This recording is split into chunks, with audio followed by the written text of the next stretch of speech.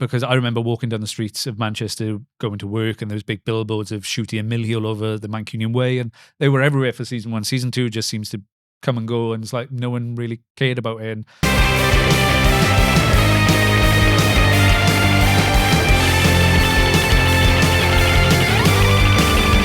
Hello and welcome to the Sunscope podcast, the show where indie filmmaking meets fandom and pop culture and everything in between. I'm Nick Walters, and each week I will be joined by a group of creatives, writers, actors, directors, producers, everything as we do a big deep dive into everything to do with film, TV, and everything behind the scenes related. And this week we are talking about the death of Doctor Who. Is it the death of Doctor Who? But before that, I am with mostly the Hooligans lot.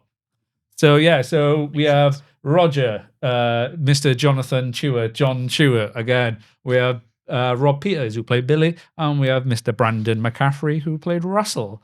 So hello, welcome back, welcome again. We've all changed. This has been filmed on a different day, not the same day, as we all know. Yeah. We're all refreshed and ready to go. So yes, is Doctor Who dead?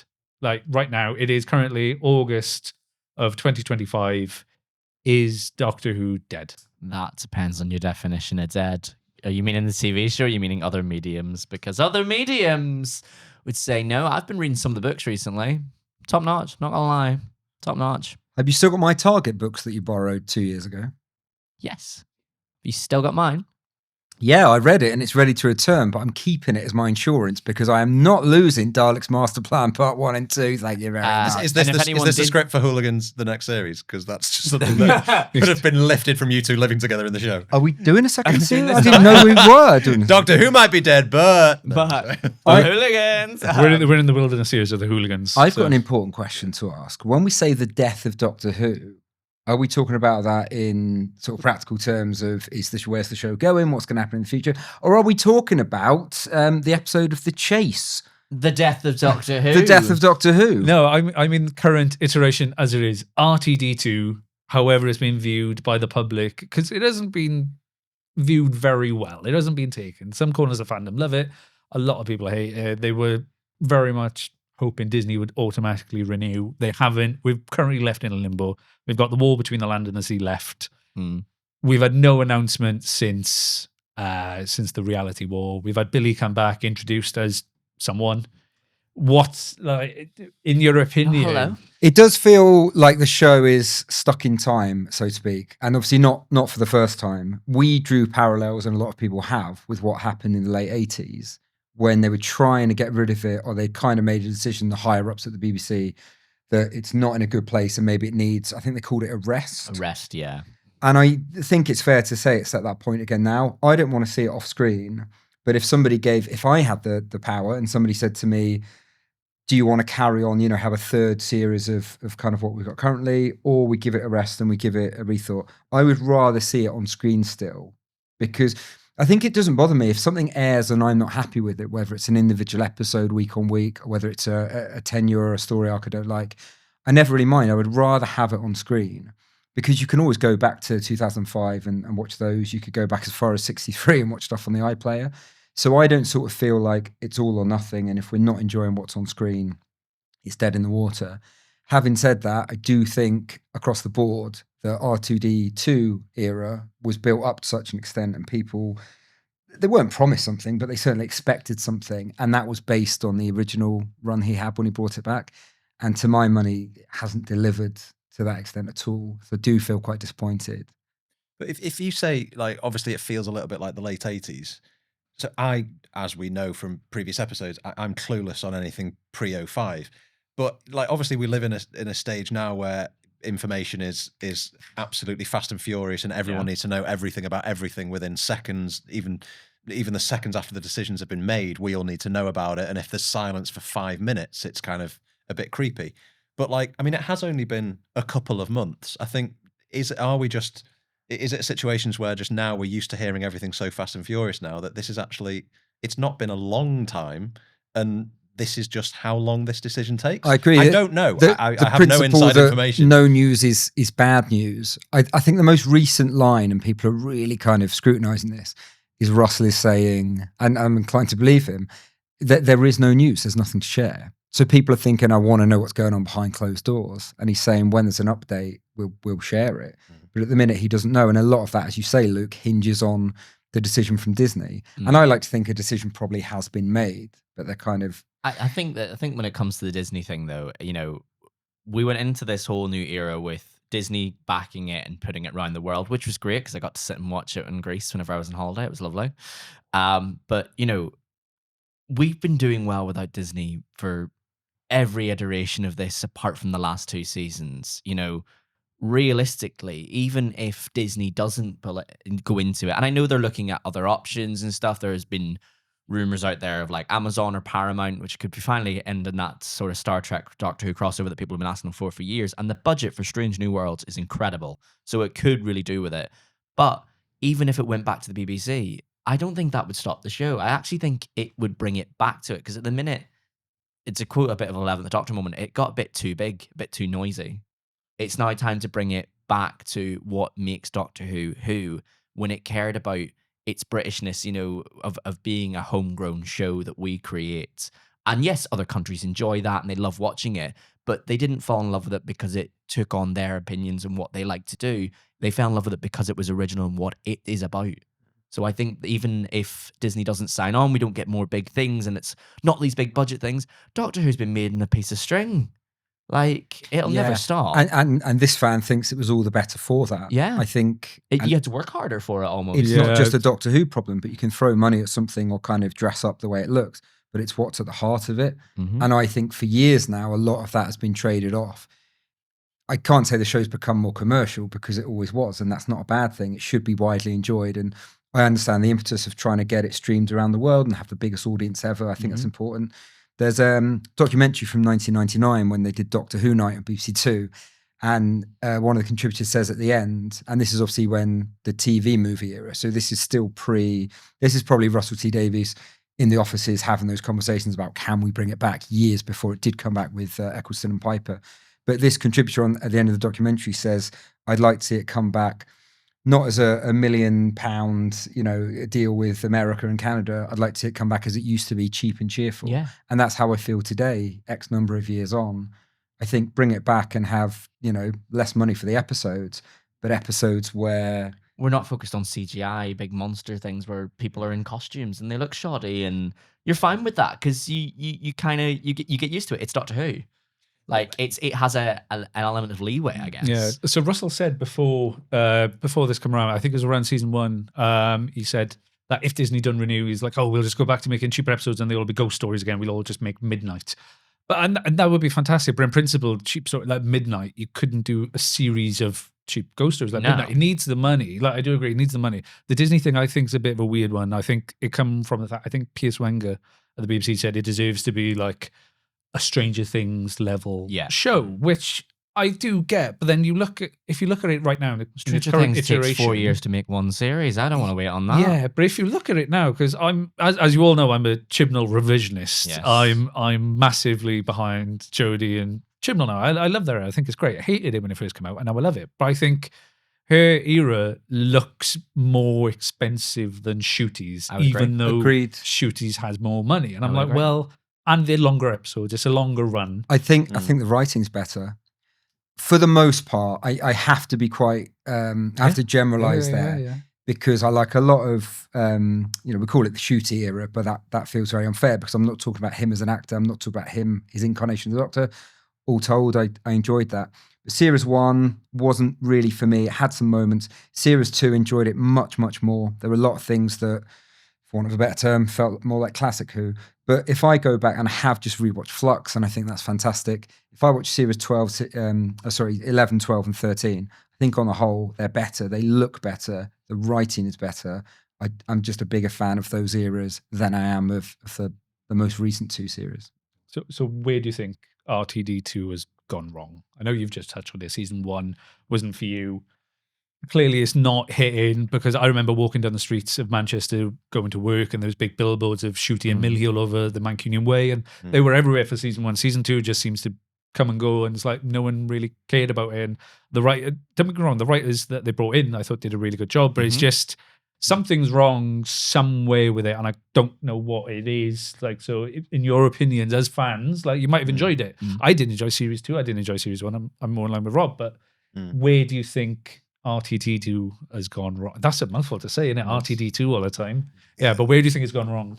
Well, I mean, All look, I mean, right, all right. and all look, right. everyone's got a million different opinions on these things, but I remember, I think, chatting to you guys inevitably around about the time that Series 1 aired, and I'm obviously Mr. New Who guy, and there was just certain, like, you know, incontrovertible things that were so Doctor Who, especially when you get a new Doctor and a new companion and a new era, just certain kind of immovable traits that you just kind of, you're so used to that, right, they're going to have, he's going to be working out who he is a little bit. He's going to be a little bit unsteady on his feet. He's going to work out his costume. He's going to, like, the companion's going to be a bit unsure and all this. And there was something about, like, obviously Church on Ruby Road was an all singing, and I really enjoyed Church on Ruby Road.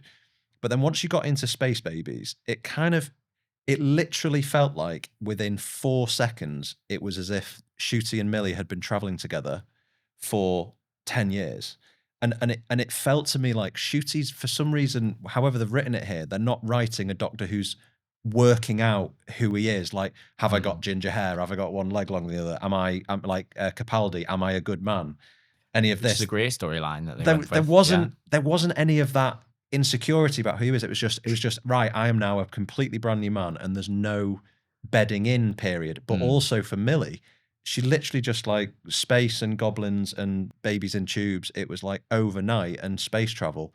There was no adjustment. It kind of just felt like the show was there. Accept it, audience. Here we go. We're off on an adventure. And I think there's a line, is it in episode 2, The Devil's Cause? But to be fair, that came earlier than it was meant to. Yeah, they had to move things around. The time says 6 months, but that, because didn't Red Russell say that was a reference to Sarah Jane?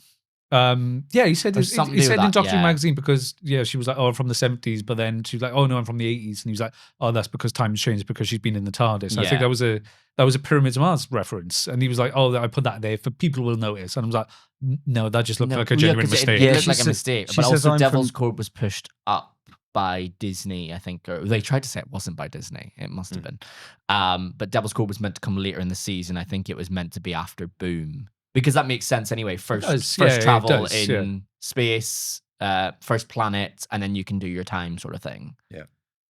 So I think that was meant to be later on to say there's a bit of a gap, but it didn't quite come across that way.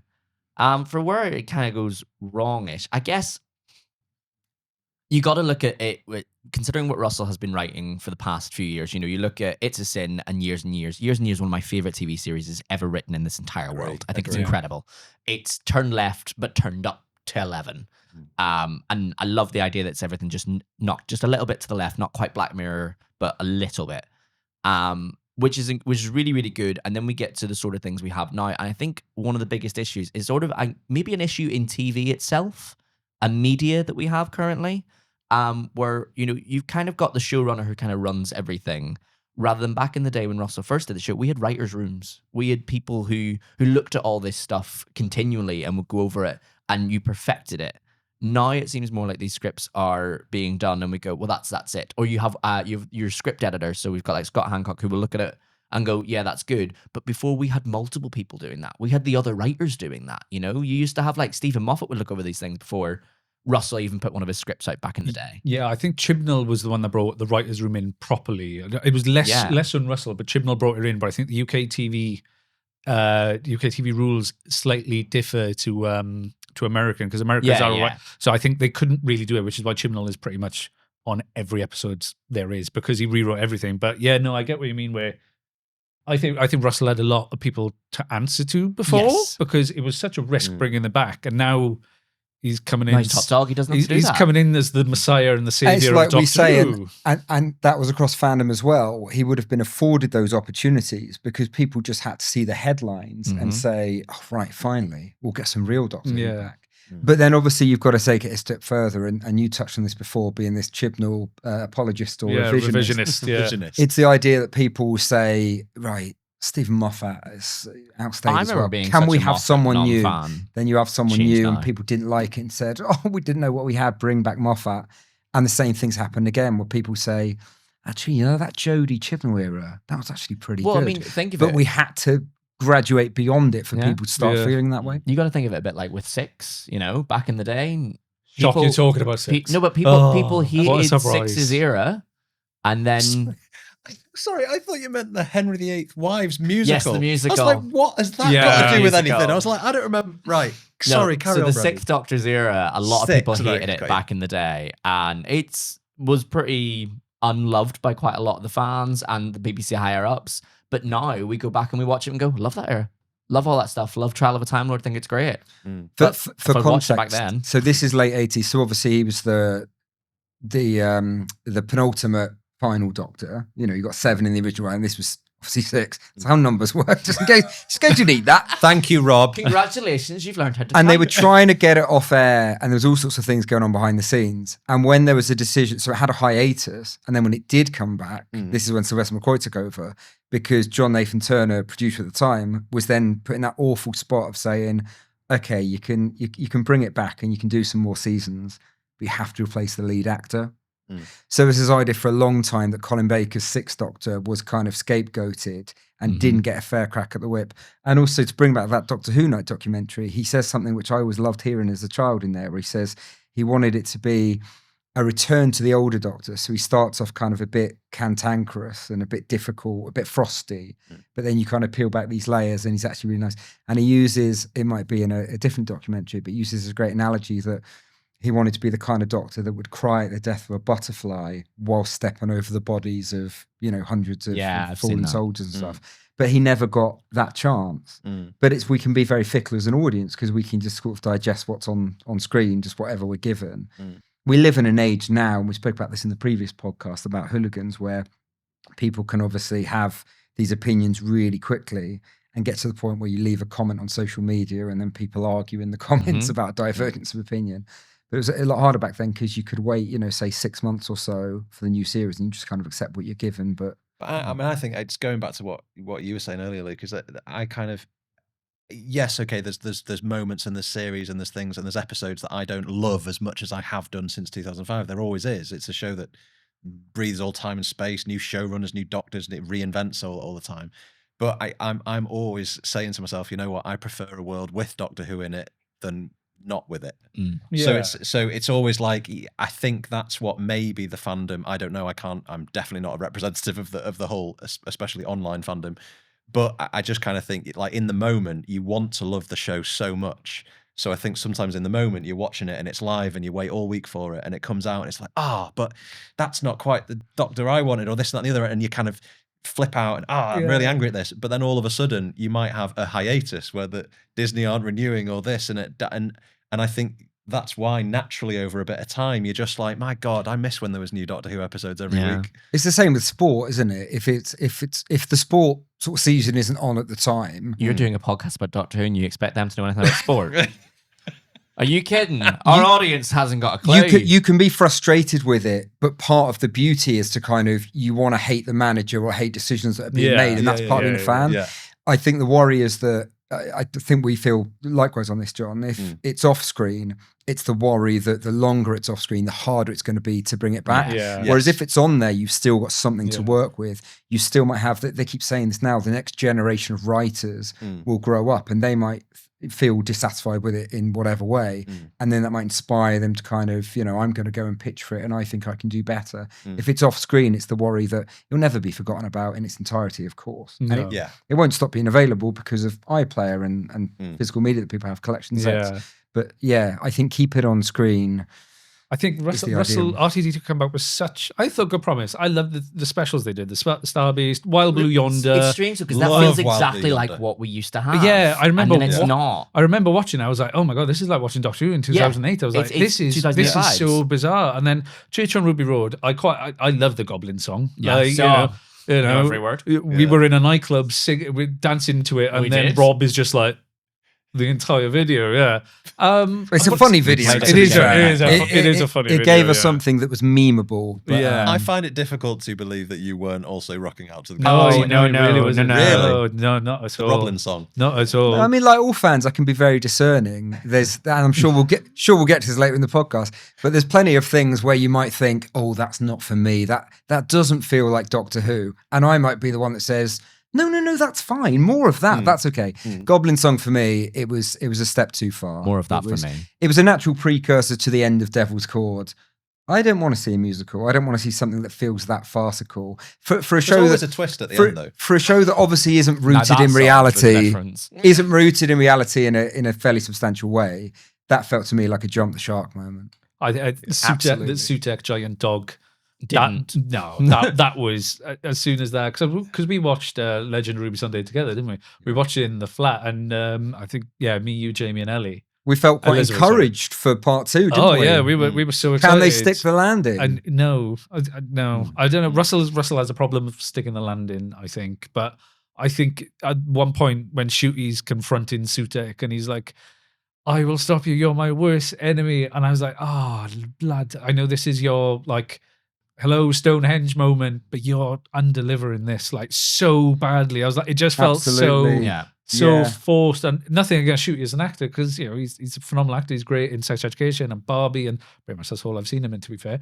But I thought like his current iteration of the Doctor, I thought he was a lot better in season 2. But I thought season 1, I think thought he was he quite bedded in by then, Yeah. and I think it's a fair thing. Maybe it is on him as an actor to an extent, but in a way, it's on every actor. You get people like Tom Baker was obviously in it for so long, but people quite liked his incarnation from the off. But he changes David across Tennant? his seasons. Yeah. Likewise, I thought Tennant outstayed his welcome, and I was always in. Really? I was always in the minority with that. But likewise with Jodie, because I was thinking I need that I'm the Doctor moment. And she absolutely had them, but she didn't have them for me in series 1. yeah. So fair. there was obviously, a year and a bit to kind of wait. And then I got moments where I really felt you've made it. Sometimes it feels like that criticism is unfairly leveled at the actor. But it's like, just because you've not seen them deliver that, but there's obviously, it's what scripts are put in front of them. Yeah. That's what it was. One of his strongest moments has got to be Lucky Day, though, when he has that moment towards Conrad in the TARDIS, and he's like, "Do you know how you die? Yeah. You will die Yeah. alone." And I was like, "Oh, Yeah. that." But was I powerful. thought Conrad just completely played off him, and I thought Conrad's stealing this scene completely. I was like, because he's got that sort of he just hold on looks it. that smarmy guy, and I was like, oh man, I'd love if the roles were reversed and Conrad was playing the Doctor. I was like, that's for me. I was like, shoot, he's up in his game, and I think Varadas Hethu brought it out of him better than Millie did. Yes, to be fair, I'd agree with I that. thought nothing against Millie. I think Varada's a better actor. She's got pedigree, and I think There was more- Ncuti has to up himself to match it. And I think she There was more outshines friction, him. wasn't there? Yes, I mean, I think yeah. before the episodes even started to air, there was the idea that Ncuti and Millie are kind of like old school friends, and they Yeah, sit at that the back was of how the house they and sort of cause a bit of trouble. Yeah. And you think, oh, great. You mean you've got chemistry? That's brilliant. But you want there to be a bit of a friction. You want an unwilling companion that sort of gets, whether it's through their own making or not, they get swept away into this life and they want to get home. I think that's something that the second series did really, really well. Yeah, I think so.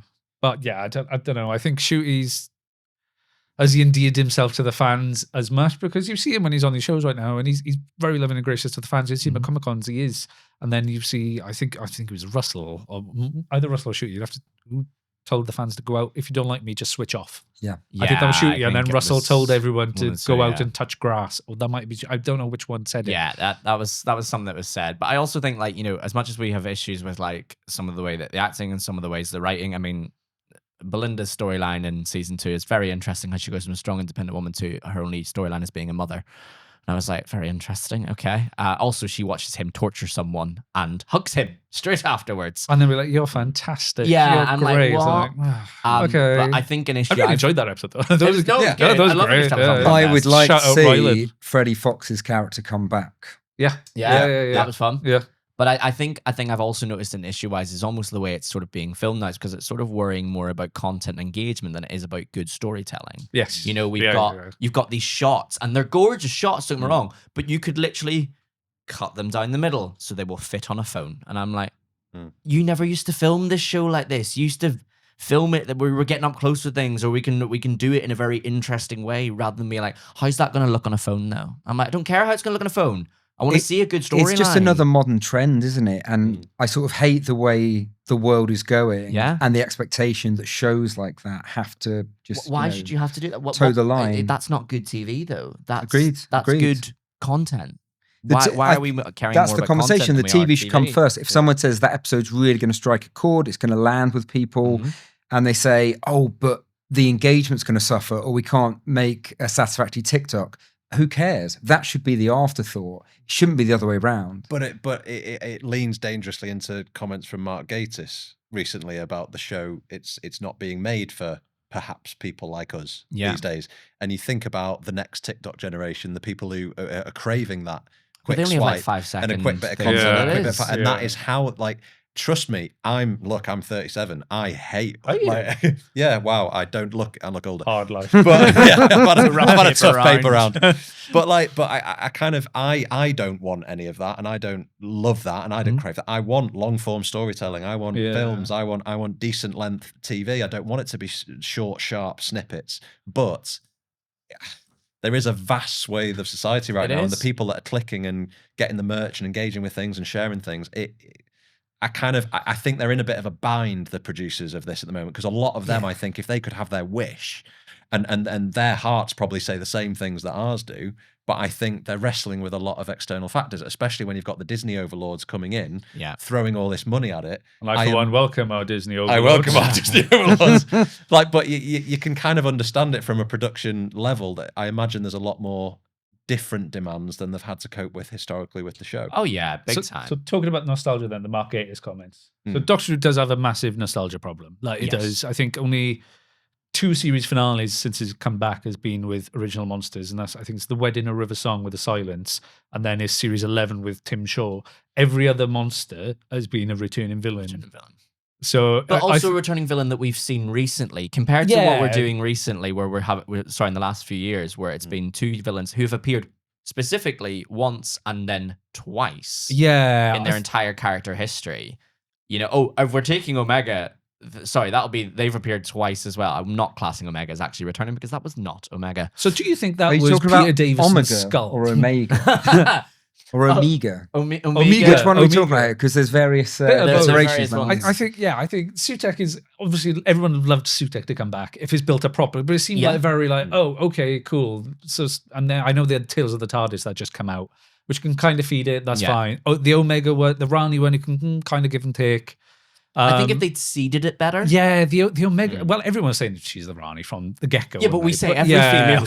Any mysterious woman in the show since 2005, that's Rani. That we were bound to be right once. Yeah, that's true. Yeah, but didn't Russell say that? Yes. I think in the not confidential, in the Unleashed. I think he was talking about that, and he was saying, well, I mean, people have been saying this since 2005, so might as well. Literally, you go, right, well, this is life imitating. And we have. No, but I think Doctor Who has a massive nostalgia problem. Now, I don't know the Whoniverse is available on iPlayer. You can go watch it for the UK. True, you can't experience that around the world, and considering their whole thing is about being more worldwide, then why aren't you making everything else worldwide? But obviously we can't work out contracts and how things and all that goes with the money and whatnot. But it's like, why are you not? Because season 1 was supposed to be, it's the great jumping on point for everyone. This is the Disney era. We've got here's a villain from the 70s. Here's Sutek, and it's probably my granddaughter's over there, and it's the most lore-heavy 2 seasons. Because Russell, when he came back, was not lore-heavy at all. It took 2 seasons to get 2 series to get Gallifrey mentioned in The Runaway Bride, and you built up the things. The Daleks were excited, the Cybermen were built in, they were parallel Cybermen, so he built it up, and then this one's like, just chuck everything at a wall and stick. So I think Doctor Who has a massive nostalgia problem. You don't want to be seeing, the Mara come back, or I mean, I would love to see the Mara come back. I would actually. Since I said it, I was like, I'd love to learn. And it's another thing that worked really well with Jodie's first season. It was that disconnect. It was, to me, it was like 2005 when you had the 9th Doctor. Everything felt like Doctor Who, and the right kind of beats were there, but they made a conscious decision and stuck to it that they weren't going to throw everything. I think if you took Jodie's era and Ncuti's era and swapped them over, they'd work so much better, because I was rewatched Jodie's era and it felt fresher and newer. Because Series 11 has no returning villains. Yeah, and it's the most classic new series they've done. It's just 4 people in a TARDIS traveling. Yeah. And that's pretty much it. That's how it used to be.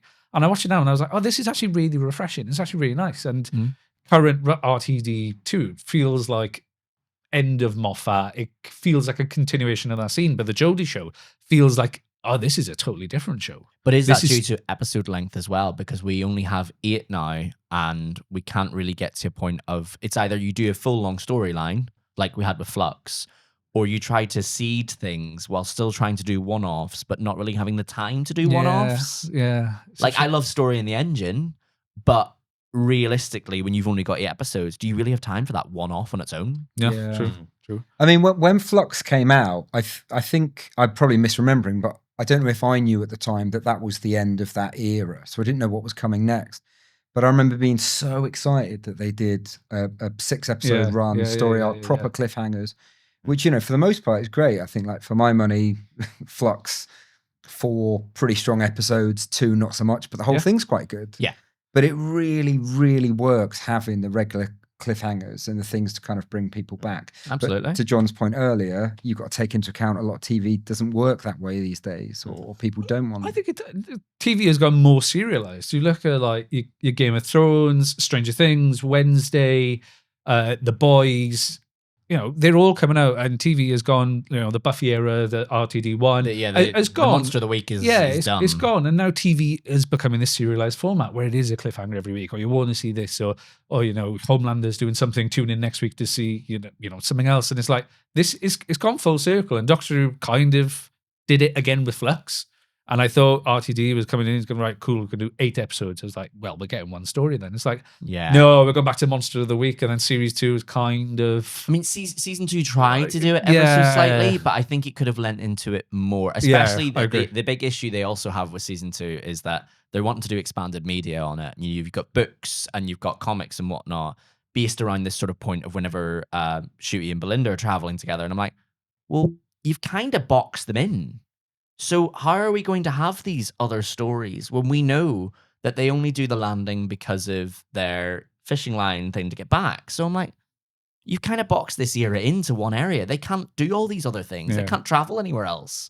So it's kind of like one of those ones, you both tried to do a thing, but also didn't.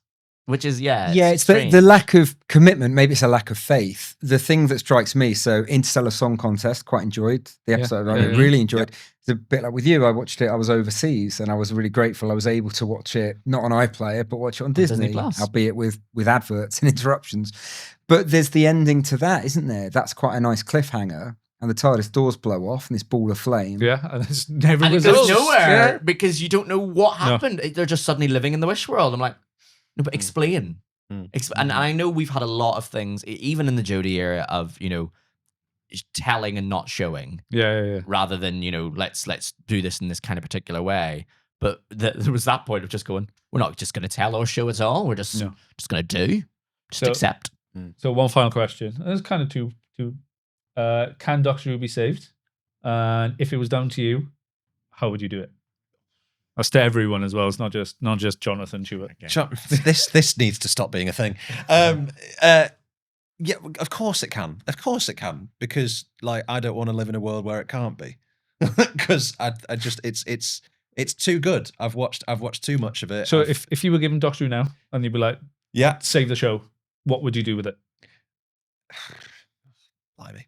Okay. I'm been brought up on the whole 13 episode series and the fact that it is 8 at the moment, and I know budgets come into play. I get all that, and episodes are more expensive, but I liked it when Russell came back in for RTD2 and started talking about, I'm gonna have yearly series, and you're not gonna have to have this long wait, and it felt like we were getting a reset button to what in my mind is classic Who era. When it was like you got the series each year. I mean, I even hated when there was the gap before Series 7, and then all of a sudden there was the gap before Revenge of Dr. Mysterio. We had like 12 months of no Who, and I wanted more Capaldi, and I was like, what the hell? What am I going to do? And then all of a sudden, so I feel like some budgetary reasons or planning purposes, if they can get to that promised land that Russell suggested when he came in for his second era of a series per year, and I'd say at least 10 episodes. Like 8 feels too. It's a build up to a climax. 8 feels too shy. Those are the 2 initial things I'd do. Okay, Rob, can the show be saved? How would you do it? Yes, it can absolutely be saved. To say no to that question Yeah. implies that it's going to be off Well, air there's a and it's beyond massive repair. disconnect there. You see the ratings have just gone completely downhill. So there's a massive disconnect with the fans. So, can it be saved? Yeah, it probably It can. It absolutely can, because there no is one's still watching. but people are watching, of course. Well, not 1.5 million. This is people my point. watching. If I were willing to More watch it, people I'm watch not. Corrie. Let's not even go there, because the answer is yes, it can be saved, and I think it should be saved. What I would do is I would take it back to classic, but to John's point there, new classic. We talk about 2005. The Doctor is traveling alone. Maybe there's a reason. Maybe it's Earthbound, like Third Doctor era in the 70s. Always looking at John there if ever I kind of reference anything. Just kidding. He's always looking to just, right, so there was this period Have you seen with Pertwee Spearhead when from he was stuck Space? at unit. Yeah. We've been desperate to watch Spearhead from Space for ages, have a little group Yeah, we viewing, haven't but done we it. never get all such of the busy Blu-rays. people. I'm sat waiting. Jamie's back from It will America now, we happen. can. But maybe it's Earthbound. I think maybe that kind of gives it a good anchor. And if there is a kind of an argument with budget, we suddenly don't have the Disney money, or we don't have Paramount or whatever it is, maybe that's an option to have it Earthbound. But something where it keeps the Doctor there and gives some sense of purpose. Doctor is traveling alone. Maybe there's an issue with the TARDIS or something, and trying to repair that. So that's his purpose, or hers. But you've got Well done, Billy. You've Now you've ruined it. got a new kind of entry point to the Doctor. So just like you had Rose Tyler before, and you had so many classic era companions, they meet the Doctor, and who is this person? They're dark and mysterious, and they're powerful, but not in a modern way, in a kind of classic way. If it's this quiet power of there's a mystery, the Cartmel stuff about this distant mountain range, and you can't get too close. So for me, I wouldn't make it domestic, but you can have that as an entry point. So you could have like Rose and Jackie, and there's a partner there and stuff, and all those kind of those trappings, if you like. And that unfolds over, I agree with John entirely. I'd like it to be at least 10 episodes. If you've got to shave off a bit of time so they're not an hour long, that's fine. But I think 8 isn't enough. And it's a story arc where you have cliffhangers, and you have like one through line that they stick to.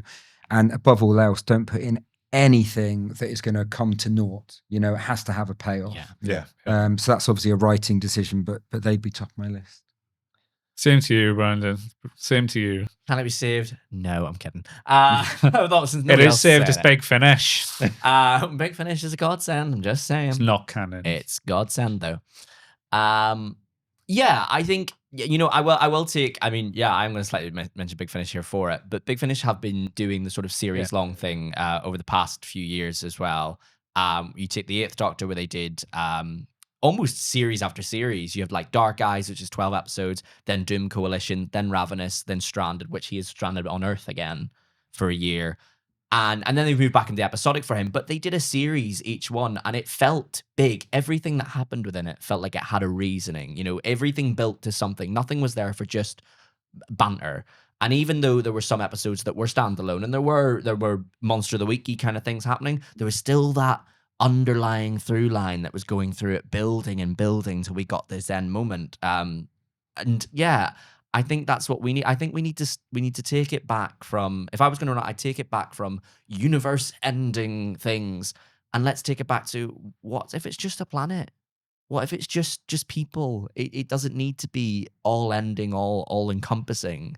It can be bringing it back to who the people are. I'd also have a companion from either the past or the future, because I'm sick and tired of these modern day Earth girls. I'm sorry. Okay. Last one before we wrap up. Yeah. Is Billie Piper the Doctor? Yes or no? The credits said no, but the show seems to say yes. I have no idea. Okay.